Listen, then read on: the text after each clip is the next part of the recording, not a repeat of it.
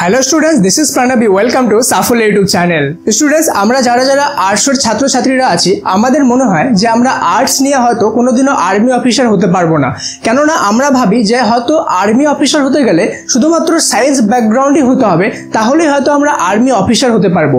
Same জিনিসটাই কিন্তু আমি যখন ক্লাস 9 বা ক্লাস 10-এ ছিলাম এটা ভাবতাম, কিন্তু যখন আমি এই জিনিসটা নিয়ে একটু রিসার্চ করেছি এবং জানতে পেরেছি কিছু ইনফরমেশন, তখন আমি বুঝতে পেরেছি যে আর্টস নিয়েও কিন্তু আর্মি অফিসার হওয়া পসিবল। এবং আমি তোমাদেরকে আগেই বলে রাখি, যখন একজন আর্মি অফিসার হওয়া যায়, আর্মি অফিসারের প্রথম র্যাঙ্কই কিন্তু হয় লেফটেন্যান্ট, যার স্যালারি শুরু হয় 70,000 থেকে, অর্থাৎ 70,000 থেকে, যার স্যালারি 70,000 থেকে শুরু করে 2-2.5 লাখ পর্যন্ত কিন্তু যেতে পারে। শুধু তাই নয়, একজন লেফটেন্যান্টের আন্ডারে প্রথমে কিন্তু কমসে কম 300 থেকে 400 জন আর্মি থাকে। তারপরে হয়ে গেল সে বাংলো পায়, ডেডিকেটেড গাড়ি পায়, ডেডিকেটেড ড্রাইভার পায়, এবং সব তার থেকেও বড় একটা জিনিস যে সমাজে একটা রেসপেক্ট পায়, যেটা আমাদের সবারই কিন্তু একটা ড্রিম জবে পরিণত হতে পারে। তাই আজকের ভিডিওতে আমি তোমাদের সামনে সেই তথ্যটা তুলে ধরবো, যেটা ফলো করে তোমরা কিন্তু খুব সহজেই আর্মি অফিসার হতে পারবে এবং সমাজে নিজের একটা আলাদাই প্রতিষ্ঠা তৈরি করতে পারবে। তো চলো বেশি দেরি না করে ভিডিওটি শুরু করা যাক। Let's get started.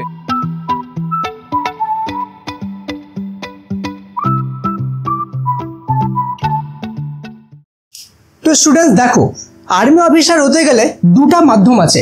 একটা হলো এনডিএ, ওকে, এনডিএ, একটা হলো সিডিএস, ওকে।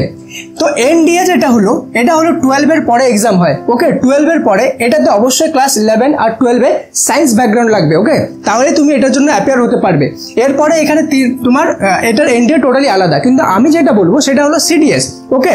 সিডিএস এর দেখো দুটা মাধ্যম আছে, একটা হলো সিডিএস IMA, ওকে, আরেকটা হয়ে গেল সিডিএস OTA, ওকে।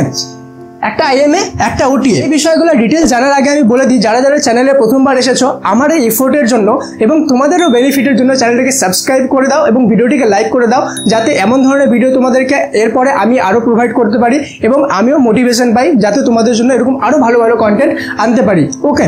তো এবার দেখো, যেটা IMA আছে আর যেটা OTA আছে, দুটাই কিন্তু আর্টসের স্টুডেন্টরা অবশ্যই অ্যাপ্লাই করতে পারবে, ঠিক আছে।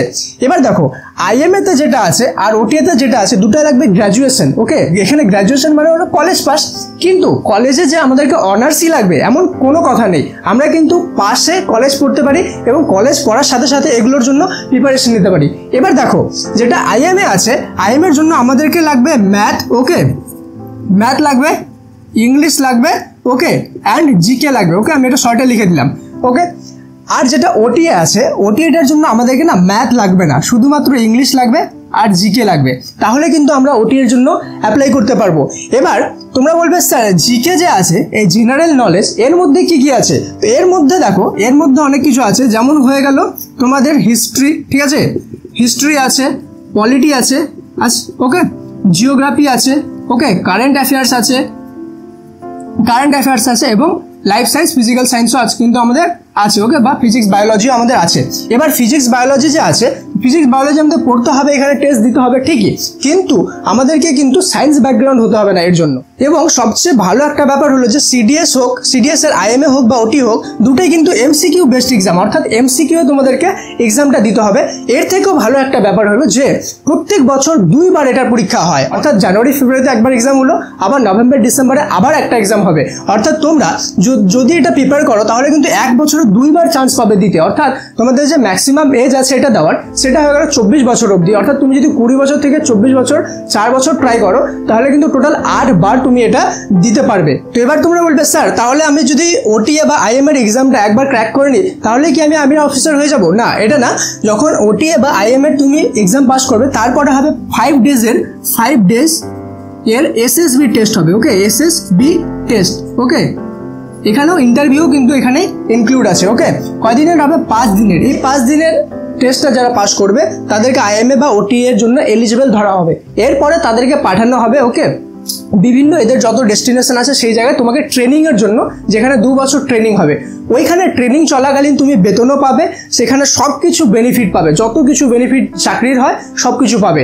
যখনই তুমি এটা ক্র্যাক করে নেবে, অর্থাৎ তোমার 2 বছরের ট্রেনিং কমপ্লিট হয়ে যাবে, তারপরে তুমি অ্যাজ এ লেফটেন্যান্ট আমাদের ইন্ডিয়ান আর্মিতে আর্মি অফিসার হিসাবে জয়েন হয়ে যাবে। যার পরে আমি বলে দিয়েছি আগে যে কত কিছু বেনিফিট কিন্তু তোমরা পাবে, ওকে। তো তোমরা যারা আর্টসের স্টুডেন্ট, তাদের জন্য এটা একটা খুব ভালো চয়েস, ওকে। ওকে, তোমরা এটার জন্য প্রিপারেশন নিতে পারো যারা সিরিয়াস প্রিপারেশন নিবে এবং মনে করো তোমাদের কলেজ এখন 4 বছর, এই 4 বছর যারা খুব সিরিয়াসলি ভালোভাবে প্রিপারেশন নেবে তারা কিন্তু সিডিএস এক্সামটা ক্র্যাক করে নিতে পারবে এবং সমাজে একটা নিজের আলাদাই রকম প্রতিষ্ঠা স্থাপন করতে পারবে।